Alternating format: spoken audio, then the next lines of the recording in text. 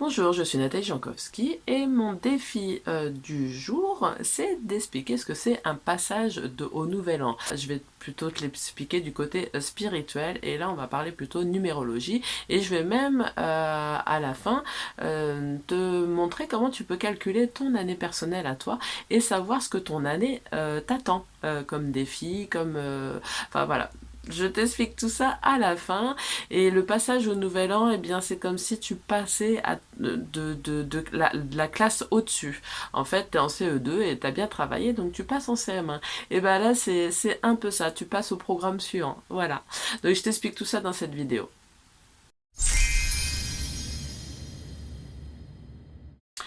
Alors, ce passage à cette nouvelle année, eh bien, au point de vue spirituel, eh bien, on passe des cycles de 9 ans en continu. Dans ce cycle de 9 ans, il y a 9 années personnelles, bien sûr, mais en fait chacun passe son année personnelle, donc il est possible de le calculer en fonction de sa date de naissance, et ça c'est assez intéressant de le savoir parce que ça guide et ça annonce un petit peu l'année qui t'attend. En tout cas, sur quoi ça va être axé. Parce qu'il y a certaines années où ça va être plutôt commencer quelque chose, débuter le renouveau, une autre année, ça va être plutôt dans la clôture, donc c'est pour ça qu'il est important quand tu as un nouveau projet, par exemple, de le lancer plutôt en année 1 et pas en 9, parce que bah, si tu le lances en 9, il y a moins de chances que ça réussisse. Donc c'est bien d'étudier la numérologie, ça guide quand même, ça guide notre vie et puis bah, nos projets. Donc c'est bien de pouvoir découvrir ça. Bah, de toute façon, ce qu'on va découvrir après, tu vas pouvoir calculer ton année et découvrir qu'est-ce que ça t'annonce. En tout cas, le passage à cette année, c'est quand je te parle de passage à l'année scolaire au-dessus. En fait, c'est chaque année personnelle a un programme, va être axé sur telle ou telle chose. Eh bien, c'est comme l'année scolaire. En fait, quand tu es en CE2, eh bien, tu vas travailler le programme de CE2 pour pouvoir passer en CM1. Mais le programme de CE2, bah, tu vas pas le travailler en CM2. Vraiment, chaque programme est associé à une année scolaire. Eh bien, nous, c'est un peu pareil sur les années personnelles. Tu vas pas travailler telle ou telle chose plutôt sur une année par exemple qui est plutôt axée sur l'introspection, eh bien tu vas pas travailler des choses où tu vas être sur l'ouverture ou la création euh, de projets ou l'ouverture aux autres, vu que tu es censé être en introspection. Donc c'est sûr que de toute façon, ça ne collera pas sur cette année-là. Donc c'est pour ça qu'il est intéressant de connaître son année personnelle.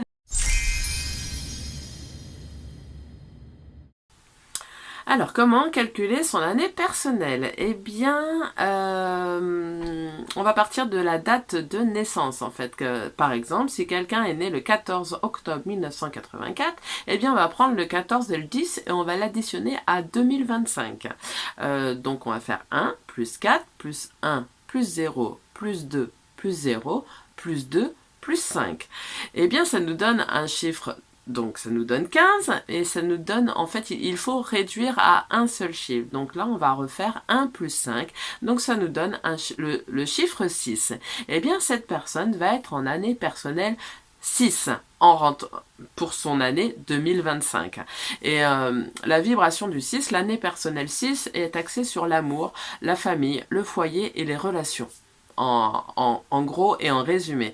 Donc par exemple, quelqu'un qui va rentrer, qui est en année 6 et qui a pour projet en 2025 d'axer sur son professionnel par exemple, eh bien là ça va pas du tout, ça va pas ça va pas aller dans ce sens-là, parce que l'année 6, c'est vraiment travailler sur son harmonie, sur l'amour, l'harmonie et l'équilibre dans ses relations, dans son foyer, dans sa famille. Donc c'est pas du tout axé sur le professionnel.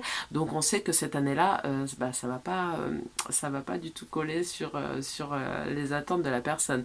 Donc voilà, c'est pour ça que c'est bien de voir un petit peu ce qui nous attend justement pour préparer un peu notre année. Et ça veut pas dire, par exemple, que là, justement, cette personne qui va être en année personnelle 6, elle ne va pas passer une année de paix et d'harmonie. Ben non, bien au contraire. En fait, il va y avoir plein de choses tout au long de cette année, justement, pour que cette personne puisse travailler cet accès à cette harmonie, cet équilibre dans ses relations, dans sa famille, dans son foyer. Et justement, ça va lui permettre de travailler en fait le choix de ses relations, l'harmonie au sein de son foyer, avec sa famille. Voilà, c'est comme justement au point de vue scolaire où on passe des évaluations pour savoir si on a bien compris le programme. Et bien là, c'est ça. Il va se passer plein de choses pendant cette année-là axées sur ce sujet-là. Et il y aura des choix à faire, des décisions à prendre qui vont permettre de voir si la personne a bien compris le programme ou pas. Et donc tout ça, ça permet justement d'évoluer et d'accéder à une sérénité et à une vie de plus en plus en harmonie et en équilibre. Voilà, donc à toi de calculer ton année personnelle et puis je vais juste après, on parle je vais pouvoir détailler chaque année et tu vas pouvoir te retrouver dans ton année.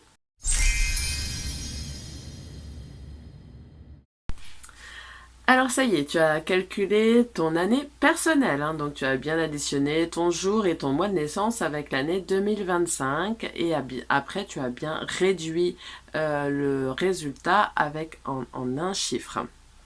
Et après, ça te donne ton année personnelle. Donc maintenant, tu as pu découvrir l'année personnelle qui t'attend pour 2025. Et moi, je vais te faire vraiment un résumé, hein, parce que sinon, on va faire 4 heures de vidéo.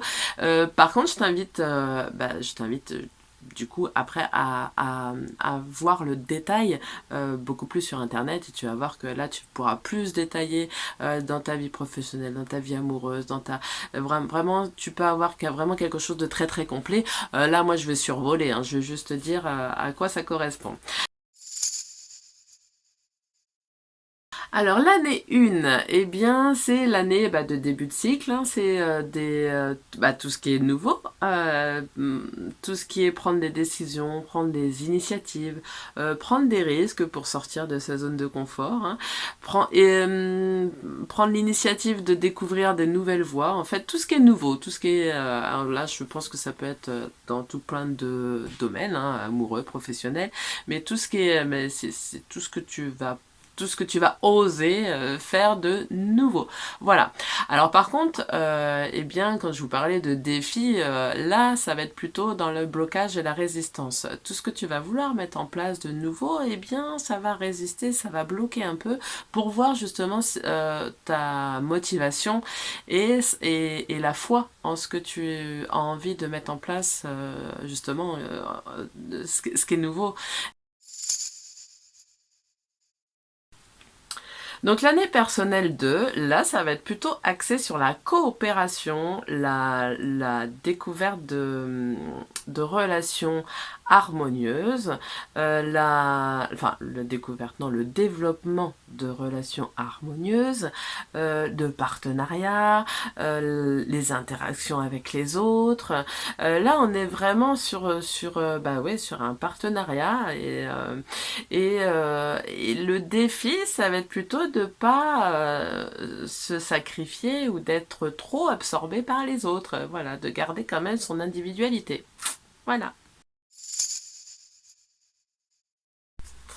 Alors l'année 3, eh bien, c'est une année de créativité, de joie et d'expression de soi. Dans le défi, ça va être plutôt aussi ne pas réussir à ne pas se disperser et à pas trop partir justement dans plein de choses et de garder quand même ses objectifs. Alors l'année 4, ça va être plutôt une année de travail acharné justement. Ça va être la construction de bases solides et ça va être une année de planification, structuration, organisation. Là, tu vas mettre en place des choses pour ton avenir. Donc, tu vas commencer à construire justement les bases de ce que tu as envie de mettre en place. Donc voilà. Donc c'est plutôt là, pour le coup, c'est vraiment une année de travail. Par contre, le défi, ça va être aussi de ne pas, en gros, hein, ça va être de ne pas être trop rigide et de tomber trop dans le perfectionnisme. Alors l'année 5, c'est une année d'aventure et de liberté. C'est une année où tu vas avoir tendance à sortir de ta zone de confort. Enfin, est-ce que tu vas oser sortir de ta zone de confort justement et adaptabilité et flexibilité justement pour te laisser porter dans le flot de l'univers justement et te dire est-ce que tu vas te lancer ou pas, est-ce que tu vas y aller ou pas. Voilà, une année 5, ça va être plutôt axé là-dessus et ça va être et le défi, ça va être est-ce que tu vas oser aller vers quelque chose que tu ne connais pas, oser chambouler des choses, enfin voilà, est-ce que tu vas oser sortir de ta zone de confort. Alors l'année 6, eh bien j'en ai parlé déjà un petit peu tout à l'heure, eh bien c'est une année qui est axée sur les relations, la famille et le foyer. C'est axé sur ta paix, sur ton harmonie et ton équilibre, sur l'amour en fait. Et ça va être une année où justement ben, tu vas avoir des décisions à prendre, des choix à faire pour justement créer ta paix intérieure et autour de toi et dans ton foyer. Donc, et le défi justement, ça va être de pas te laisser submerger par les autres et de faire tes propres choix pour vivre en harmonie et en équilibre. Alors l'année 7, c'est une année d'introspection. Souvent, eh bien, c'est là que tu vas remettre en question un petit peu ta vie. C'est là que tu as éventuellement envie de changement, que tu cherches un peu le sens de ta vie, que t'as des questions par rapport à ça. Et c'est cette année-là où tu vas t'éloigner un petit peu du monde extérieur, tu vas te enfermer un petit peu chez toi et justement pour te recentrer sur toi et trouver le sens de ta vie. Donc c'est là que souvent on a un développement là, au niveau spirituel. C'est là où souvent on se lance à faire des pratiques énergétiques, où on est à la recherche de cette vérité pour soi, mais aussi pour le grand tout. Et c'est là que bah, du coup on va aller chercher des connaissances autres et voilà, c'est la découverte de plein de choses, mais c'est une année d'introspection et c'est souvent une année où on est face à soi-même, donc c'est plutôt une année de solitude. Voilà, après le défi ça va être plutôt en gros de ne pas trop s'isoler aussi parce que l'introspection c'est bien mais tu peux vite y prendre goût et en fait rester dans cette zone de confort, d'isolement en fait, et de plus trop t'ouvrir aux autres. Donc là, c'est un peu le défi aussi par rapport à cette année-là. Alors, l'année 8 eh ben, c'est une année de pouvoir, de réussite, de manifestation concrète de tes projets, de tout ce dont les années avant tu as travaillé, en fait c'est vraiment une année de réalisation, l'année 8. Euh, Après le défi ce serait de pas trop tomber dans le matérialisme justement et de trouver le juste équilibre entre la réussite de tes objectifs et ton bien-être émotionnel, relationnel et relationnel. Alors, l'année 9, c'est une année de transition, de clôture. Hein. On clôture le cycle, donc on clôture aussi plein de choses dans notre vie. C'est là souvent là où tu fais le bilan de ta vie, en fait, et que tu décides de clôturer certaines choses. C'est souvent une année où tu fais beaucoup de tri, hein, du tri chez toi, du tri dans tes placards, du tri dans tes relations, du tri dans tes amours, dans le professionnel. Enfin, c'est vraiment une année de tri, j'ai envie de dire. Et tu mets en place aussi des choses pour ton nouveau cycle qui arrive. Donc, voilà, c'est un mélange de clôture et de transition de choses que tu mets en place pour cette année à venir. En tout cas, c'est une année qui est souvent bien chargée. Donc le défi aussi, ça va être aussi d'arriver à prendre du temps pour soi aussi, pour se ressourcer, se recharger et surtout se recentrer justement pour savoir qu'est-ce qu'on a envie de clôturer et où on veut aller pour le prochain cycle.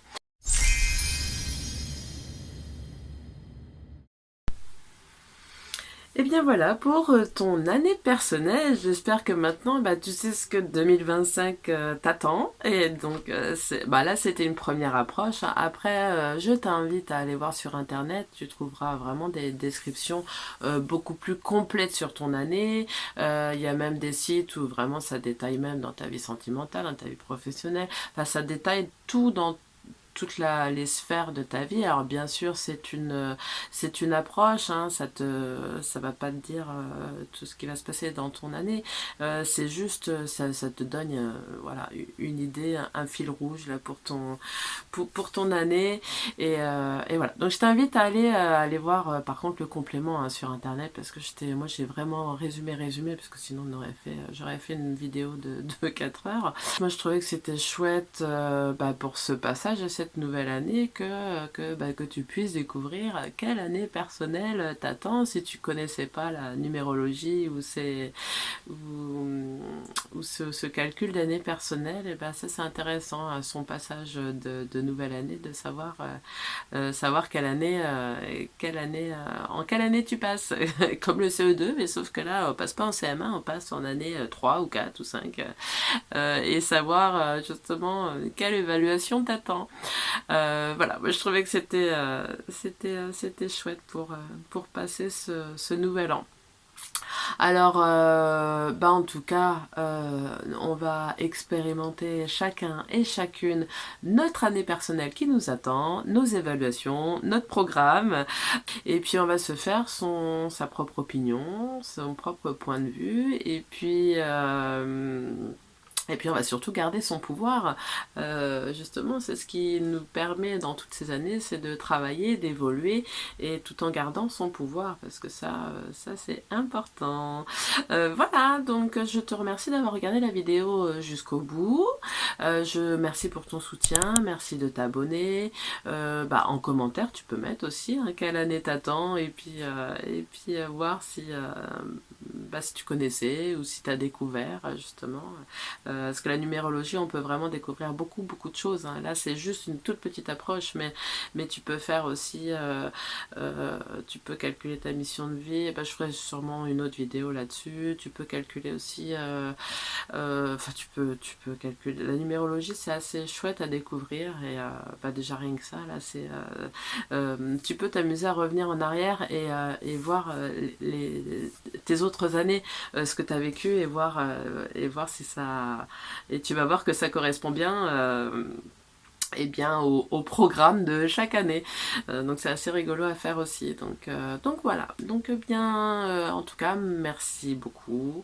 À la semaine prochaine. Et je te souhaite aussi de créer l'année que tu as envie et qui te correspond. Et voilà. Donc je te dis à la semaine prochaine. Et merci.